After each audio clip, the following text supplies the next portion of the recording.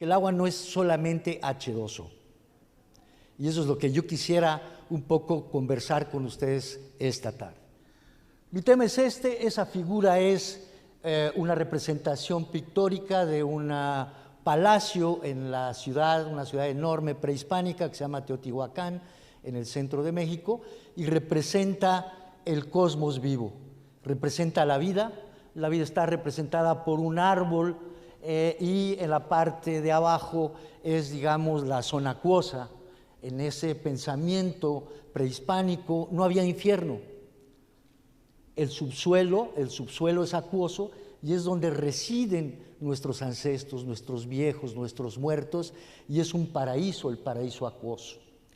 El cosmos vivo, a diferencia del pensamiento científico, que considera que buena parte del cosmos está inerte, ¿sí?, y que hace una representación pues muy jerarquizada del humano frente al objeto, de lo social frente a los objetos, ¿no? Entonces, me interesa a mí mucho presentar esta idea de que otras formas de pensar el cosmos, que no la naturaleza, porque en muchos pueblos del mundo el concepto de naturaleza no existe, simplemente no es equiparable con nuestra noción científica de naturaleza, y eso reside en las memorias bioculturales de un inmenso, un pluriverso de culturas que piensan el agua como un sujeto, como una persona y como una deidad, y no como H2O, un recurso abiótico. Entonces, creo que esto es importante mencionarlo en la crisis que vivimos actualmente. La que sigue, por favor. Tomé esta narrativa de un compañero escritor del pueblo Yanacuna, ¿no? Me impresionó, y mientras ustedes leen este texto tan maravilloso, pues nos hace pensar que no puede haber una separación entre el humano y los no humanos, entre la persona humana y la persona agua, porque el agua es una persona, es un agente con inteligencia y con capacidad de agencia, a diferencia de lo que piensa la ciencia de que es, digamos, un objeto inerte. Este es, digamos, el sustento, la base, el contenido de las diferencias que ocurren el día de hoy aquí en Colombia y ahora en relación al pensamiento científico, al pensamiento hegemónico, con el grueso del pensamiento que tienen los pueblos que han sabido resguardar estas riquezas, y que esto es lo que hace de este país, de mi país México y de América Latina, un lugar singular en cuanto a lo que se refiere a las salidas de la crisis que estamos viviendo. La que sigue, por favor. No voy a abundar mucho, voy a hacer una reflexión general, pero me interesa hablar de tres geografías. Yo soy geógrafo, soy antropólogo, y miro esto en términos de lo que está sucediendo, no solamente en mapas, sino en la organización de la vida, que puede ser reflejada en un mapa. Yo encuentro en esta crisis civilizatoria, en donde el agua, hay una crisis hídrica, pero fundamentalmente hay una crisis hidrosocial. No podemos separar al agua de las personas. El agua también es una persona para una multiplicidad de culturas, y esa relación es inextricable. Esa relación no se puede, no hay separación como lo hace la ciencia frente a la ciencia social en relación a la ciencia natural. Una geografía de la devastación es el resultado de la crisis que vivimos actualmente. Esa crisis y esa devastación es por una disputa que se está dando en este mundo, y se agudizará y se acelera en relación a pensar esas tensiones entre la vida y la muerte. Los megaproyectos de los que hemos escuchado aquí, los diques, los cambios de las corrientes y de los caminos de los ríos con la ingeniería, etcétera, etcétera, han generado una serie de problemas que ahora están generando una serie de impactos para cientos o miles de millones de personas que viven en nuestro planeta. Y estos se han convertido en agentes políticos o actores políticos emergentes, y quiero señalar brevemente 3 o 4 que me parece que son importantes aquí en América Latina. Uno, las mujeres. Mujeres en relación a cuidados.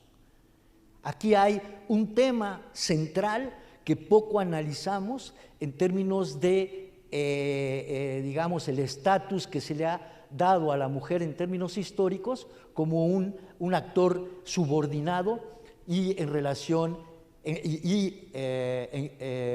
y esto contradice o esto, digamos, forma parte de toda una discusión respecto al papel que han jugado las mujeres en la historia en relación a los cuidados, y esto tiene que ver con el agua, ¿no?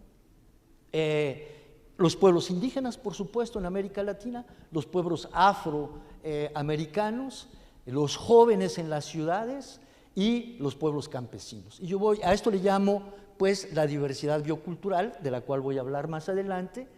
Y bueno, entonces aquí hay una disputa en la crisis civilizatoria, una disputa por el planeta, una disputa por la vida frente a la muerte. El megaproyecto o una salida digna de nuestra especie para, digamos, después del impacto, de los impactos de un colapso que está por llegar, salga airoso, salga con dignidad y, como dice Francia Márquez, construya una vida sabrosa. Ese es el futuro que ensueñan estos pueblos, estos actores sociales en este momento en el planeta y aquí en América Latina y fundamentalmente también en Colombia, para preservar la vida, para regenerar la vida frente a la muerte. La que sigue, bueno, no. Y después quisiera presentarles unas ideas sobre cómo hay alternativas muy concretas y muy sencillas, muy dignas, muy amorosas, muy emocionantes, que han permitido que la vida continúe, y ese es el futuro que yo considero que tendríamos que estar viendo desde la ciencia, desde la literatura, desde el arte, desde muchas dimensiones del pensamiento. El agua y la vida en clave de colapso, porque generalmente no hablamos del colapso. Generalmente estamos hablando de la crisis, pero no hablamos del colapso y tampoco hablamos de las salidas a ese colapso. Pero estamos profundizando una crisis, estamos viviendo la profundización de una crisis que va a repercutir en nuestras vidas, y tanto así que nuestra propia especie está en riesgo de extinción.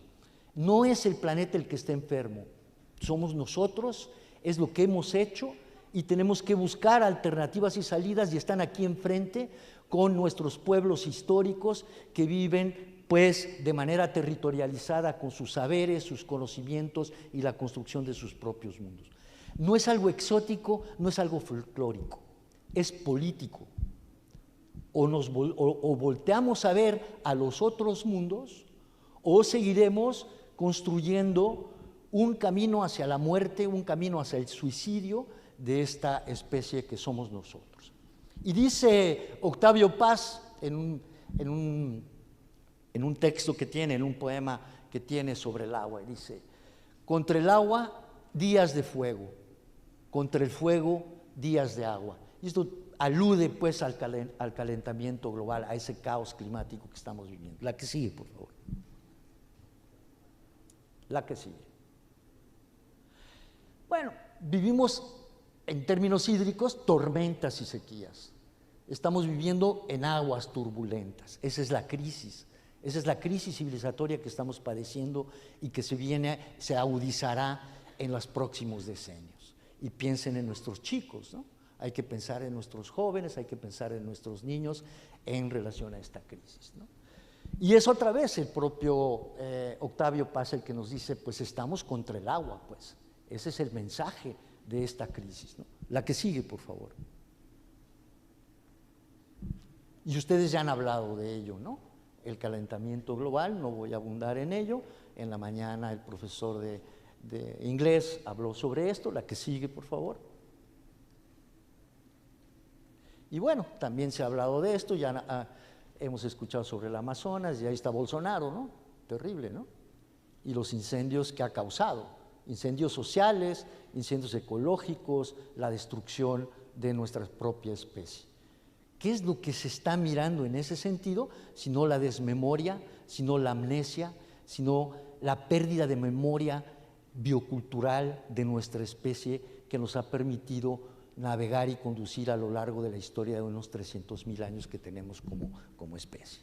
La que sigue. No voy a abundar en ello. La pérdida de los glaciares. Ustedes saben, el Polo Norte tiene el mismo tamaño que el Amazonas, 8 mil millones de kilómetros cuadrados, 8 millones, sí, no recuerdo exactamente, pero ambos son los dos pulmones del planeta que están siendo devastados por una lógica perversa y en donde el agua está siendo, digamos, un factor crítico en ese proceso de degradación. La que sigue, por favor.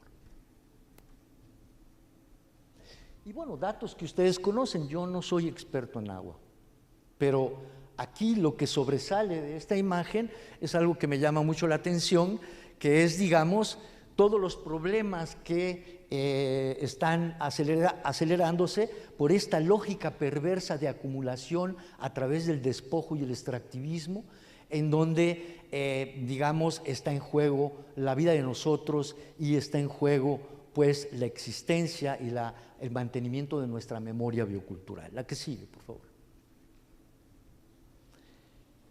Pérdida de especies, quiero detenerme un poco ahí, pérdida de especies y pérdida de lenguas.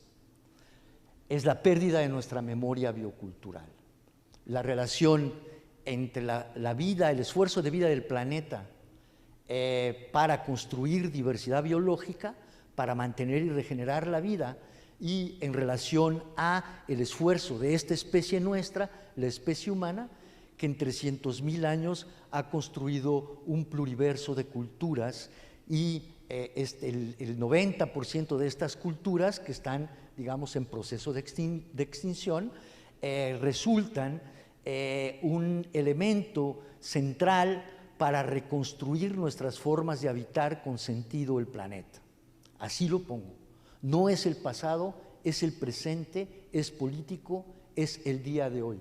Y son esos otros y esas otras que no han sido miradas, entendidas, valoradas y apreciadas, y que son, digamos, guardianes de la gran riqueza biocultural de esta bella casa que es nuestro planeta. La que sigue. La historia del planeta, el planeta Gaia, es un ente vivo, no es roca y agua, dos objetos inertes, es un ente inteligente. Y su capacidad de inteligencia ha permitido que, por lo menos durante los últimos 500 millones de años, haya hecho un esfuerzo de regeneración de vida que se explica y se manifiesta en la diversidad biológica.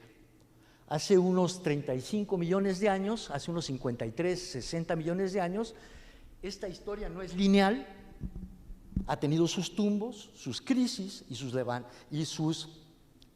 respuestas a dichas crisis, ¿no? La última de sus crisis, o la penúltima, fue en el Cretácico, la época de los dinosaurios. Un meteorito cae en el norte se impacta en el norte de la península de Yucatán y produce una densa nube que no permite la entrada de los rayos solares, y hay una pérdida de hasta el 11% del total de las especies que vivían en ese entonces, en aquel ya paradisiaco lugar. A pesar de ello, Gaia hace un esfuerzo tremendo, y fíjense el crecimiento de la diversidad biológica, que a partir de los 60 millones a la fecha es verdaderamente significativo. Sin embargo, actualmente vivimos un proceso de extinción de especies que es 400 veces mayor que aquel provocado por un meteorito. O sea, estamos viviendo una época inédita en nuestra especie, inédita en la propia historia de vida del planeta, en donde la extinción, la muerte, ¿sí?, está jugando un papel fundamental, y esta vez no es por el impacto de un meteorito, sino por lo que un pequeño grupo de humanos poderosos está generando en este bello lugar, nuestra casa. La que sigue, por favor. En correlato, la extinción de idiomas. Los idiomas, las lenguas, son la materia prima de la comunicación. Nos permite comunicarnos entre nosotros y con los otros. El idioma es fundamental en términos de lo cultural para explicar la singularidad de nuestra especie, para explicar las bondades que ha generado esta especie en términos de su historia en el planeta, porque generalmente pensamos que nosotros somos malos y que somos gente que está, digamos, haciéndole daño al planeta, cuando en realidad cuando hacemos un análisis profundo vamos a encontrar que hemos hecho cosas maravillosas, pero nos cargamos al mito de que somos malos frente al propio proceso de construcción de paisajes, de construcción de agrodiversidad, de diversidad biocultural. Y eso tenemos que cambiarlo. Esta idea de pensar que somos malos, ¿sí?, nos ha hecho mucho daño. Veamos lo que hemos podido hacer. Sin embargo, esta lógica perversa de despojo, de extractivismo, lo que está generando es la pérdida de idiomas, es decir, la pérdida de la memoria biocultural de este planeta, es la pérdida de la conciencia, es la pérdida del etos, es la pérdida de caminar con sentido en esta nuestra casa. La velocidad de pérdida de idiomas es 400 veces mayor a la pérdida de las especies.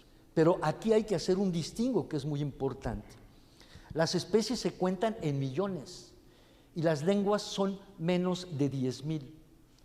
Se calcula que con esta velocidad de extinción, esta amnesia que está produciendo, llegará a la extinción de por lo menos el 90% del total de los idiomas que se hablan en el planeta. Y estos idiomas son hablados por sociedades, digamos, con pequeños números de habitantes o de personas en comparación con el inglés, con el chino, con el árabe, etcétera, con los idiomas hegemónicos. Son los idiomas territorializados, eso que hablaron las chicas del Amazonas, ¿no? Son los idiomas que están allí en el territorio, tejiendo sabiduría, defendiendo la vida, defendiendo lo que nosotros conocemos como naturaleza, desde perspectivas que no son las que la ciencia acrítica y que también perversa muchas veces ha generado en términos de esta propia extinción. La que sigue. O sea, fíjense, en síntesis, el mantenimiento de la diversidad más la experiencia del planeta Gaia, un ser vivo, y nosotros y los no humanos, es decir, lo que nosotros entendemos como naturaleza, es lo que ha generado salud en el planeta. A una pérdida de diversidad hay una pérdida de experiencia. A esa pérdida de diversidad y de experiencia se vuelve amnésico el asunto, se pierde la memoria y se pierde la salud. Entonces, hoy la inédita extinción de especies más lenguas nos revela la pérdida de la memoria, de la experiencia, de la salud y de nuestra propia existencia. La que sigue, por favor.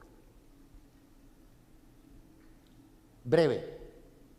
El camino que ustedes ven aquí es el camino perverso de lo que yo llamo el capitaloceno. Un conjunto menor de empresas, de poderosos, que son los que están arrasando con la vida, son los que están provocando el extractivismo a través del despojo y los que están ensanchando las desigualdades. Trump, Bolsonaro, Duque, Uribe y no les digo más. Sí. Frente a ello, ¿qué vamos a hacer cuando el COVID nos llama a reflexionar sobre el hecho de que no estamos viviendo una normalidad, sino estamos viviendo históricamente como especie en una normalidad? ¿Qué es lo que tendríamos que hacer nosotros para que se preserve esta especie que ha sido generosa también y que ha, digamos, ampliado la experiencia en este planeta? Tendríamos que buscar ensanchar horizontes civilizatorios, y en esto está, digamos, el pensar el agua fundamental, ¿no? Pero el agua no exclusivamente como H2O, sino como una deidad, como una persona, como un ser vivo, como alguien con quien nos relacionamos, desde una perspectiva diferente a lo que nos plantea la ciencia en crisis. Separación entre sujeto y objeto, entre cuerpo y alma, mujer y hombre, arriba y abajo. esto ya no puede ser el mecanismo para resolver los problemas que estamos acuciosamente viviendo, ¿no? Entonces, estos horizontes civilizatorios alternativos son los que tenemos que construir ya desde ayer, ya desde antier. ¿Cuáles son los caminos que tendríamos que construir nosotros junto con los demás para vivir la vida sabrosa, para vivir la vida en dignidad, la que sigue? Y ese es el gran dilema, ¿no? Ese es el dilema. O seguimos pensando que el mundo está hecho de un solo mundo, como nos lo vende Occidente, como nos lo vende la ciencia crítica perversa, no la ciencia crítica, no el pensamiento científico crítico, sino aquella ciencia que ha generado junto con la tecnología los problemas que estamos viviendo actualmente, ¿sí?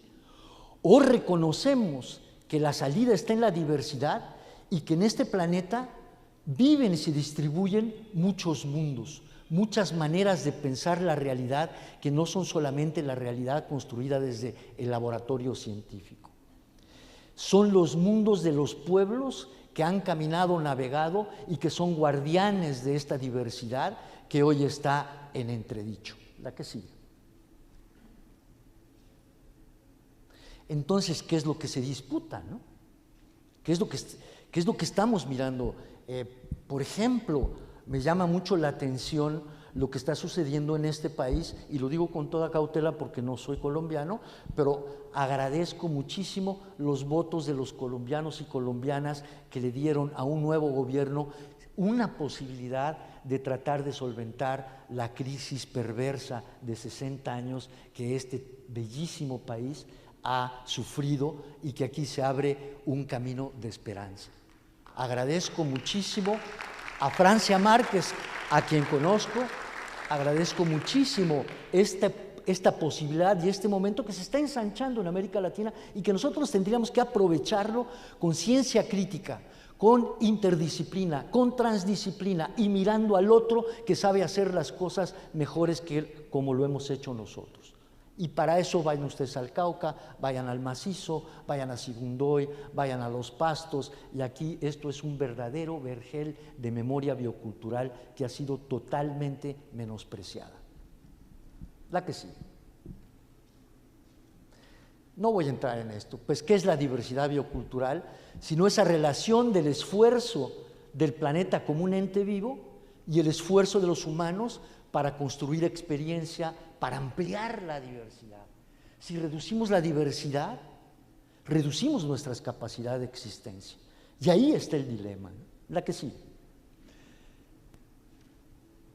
La que sigue. Y en ese sentido quiero pararme aquí, porque me parece muy importante, y esto es, digamos, lo que yo considero que es una tesis desde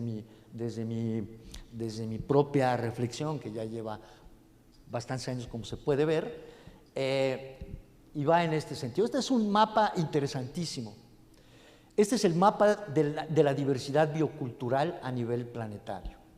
Los polígonos rojos que ustedes ven son la suma de los centros originales de domesticación de plantas y animales que fueron reconocidas inicialmente por un genetista, Vavilov, que son los lugares en donde se inventó la agricultura hace 10.000 años y que no son más de 8 regiones en el mundo y que están distribuidos en la franja intertropical del planeta. En segundo lugar, las áreas de megadiversidad biológica. El 80% del total de la diversidad biológica del planeta está circunscrita en esos polígonos rojos. Y para sumarle, allí es donde reside el pluriverso de pueblos, de memorias, de idiomas y de saberes haceres, de sentipensar. Las sesiones que tengamos en el seminario de diversidad biocultural y derechos de los ríos. Yo estoy seguro que esta diversidad que se ve ahí, y son nuestros países, no está en el norte. No es el discurso occidental, cientificista, tecnologizado, etcétera, etcétera. Somos nosotros y nosotras, ¿no? que recibimos y que hemos logrado mantener esa riqueza, esa memoria, esa experiencia. Este grueso de polígonos rojos se vuelven estratégicos y críticos en los próximos 30 años si es que queremos salvar nuestra existencia como especie. Y aquí tenemos que pensar en los niños, aquí tenemos que pensar en la juventud, como decía mi colega italiano en la mañana, ¿no? En un planeta que podríamos pensarlo como un pulmón canceroso y metastásico, usted sabe lo que es la metástasis, ¿no? Cáncer terminal, ¿sí? Difuminación, ¿sí? De los patógenos. En un mundo canceroso y metastásico, estos alvéolos rojos, estos alvéolos constituyen el sistema inmunológico del planeta. El COVID no llegó por aquí, por lo rojo. Esto es lo que enfría la Tierra.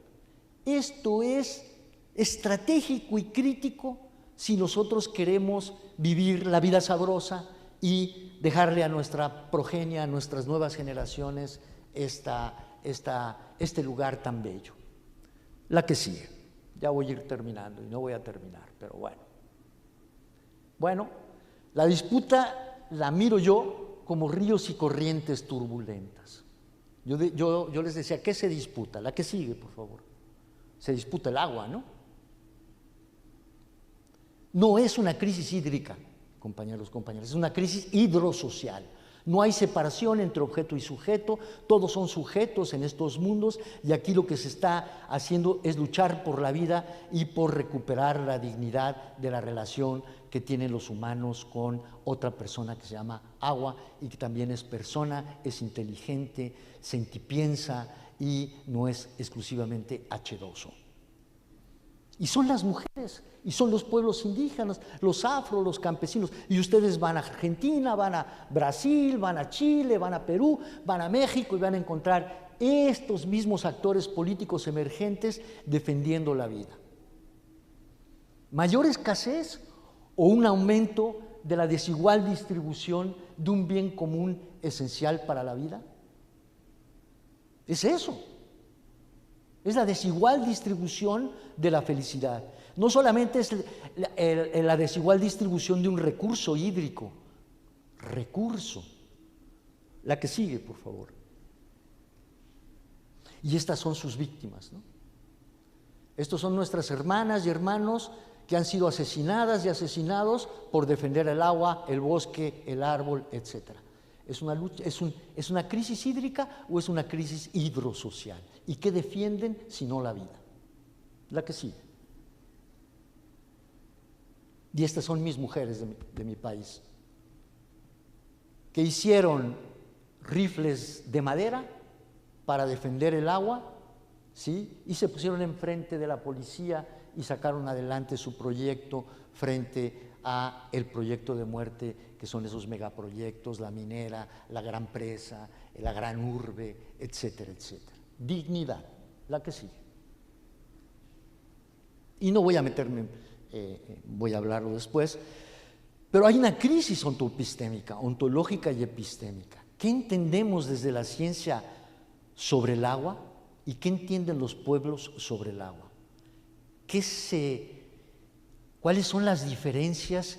Y esas diferencias son sumamente estratégicas para entender por qué estos pueblos son guardianes del agua frente a una manera ya obsoleta de pensar el agua y de tratar de resolver los problemas con los mismos mecanismos que generaron esos problemas.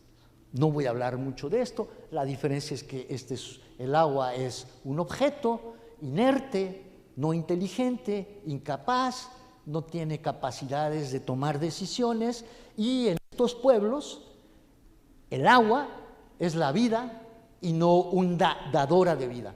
El agua es un ente, el agua es una persona, sentipiensa, sabe actuar, el agua tiene sentidos, tiene forma de decir las cosas en relación con las otras personas que viven en este planeta. La que sigue. bueno, voy a hacer un cambio, una ruptura muy radical. Voy a hablar ahora de la esperanza, ¿no? Porque precisamente no podría quedarme yo en la crisis. No soy apocalíptico, ¿no? Hay que pensar en la esperanza, ¿no?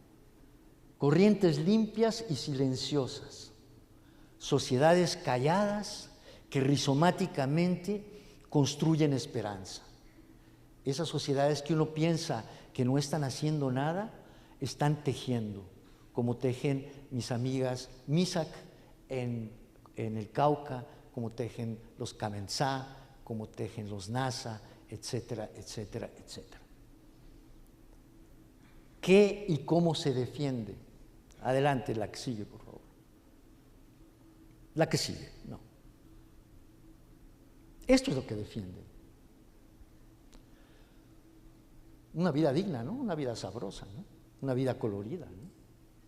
Que no es armónica, que tiene sus rupturas, sus disrupciones, etcétera, etcétera. Y para eso las ontologías relacionales, las formas de pensar el mundo, son las que permiten equilibrar o armonizar ese caos, esa enfermedad y buscar la salud mediante la defensa y ensanchamiento de la diversidad. Y la diversidad también como memoria.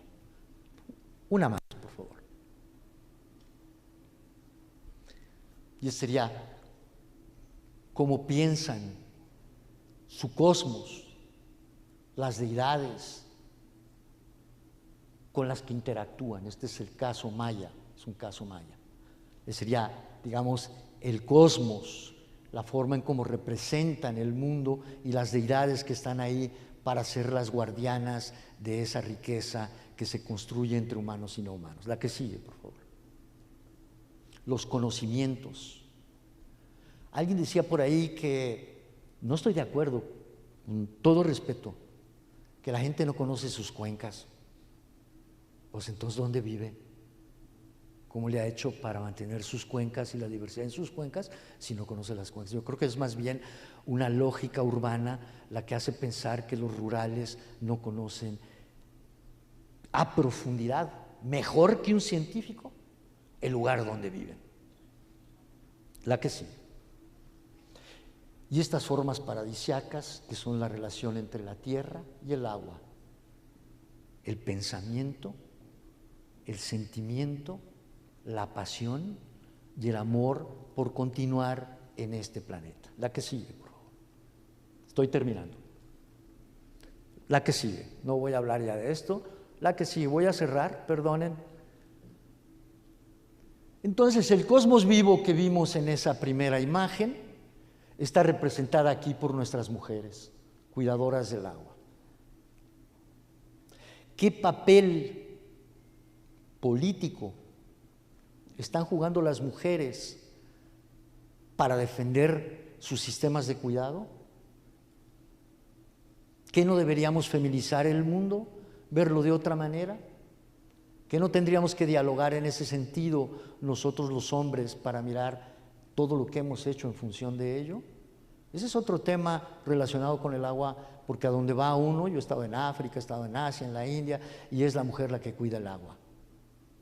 En pequeñas cantidades, sin gran infraestructura, sin grandes locuras, cuidándola simplemente, cotidianamente. La que sigue. Este compañero dice, de todos los elementos, el agua es el más fiel espejo de las voces. Es, digamos, una síntesis biocultural que me parece muy importante señalar aquí con esta pintura amazónica. Muchísimas gracias, disculpen que me alargué un poco.